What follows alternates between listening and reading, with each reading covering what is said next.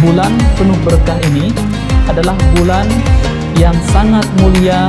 Ada 3 syarat supaya boleh ditelan tanpa membatalkan puasa. Sebenarnya Allah Subhanahu wa Ta'ala sendirilah yang akan membalas pahala puasa, dan perintahkanlah kepada keluargamu mendirikan sholat. Kebaikan itu bisa dilipat gandakan sampai 10 kali lipat.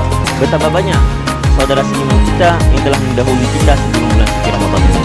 Orang-orang berakal yang dimaksud di ayat tersebut adalah sesungguhnya itu adalah amanah dari Allah Subhanahu wa Ta'ala.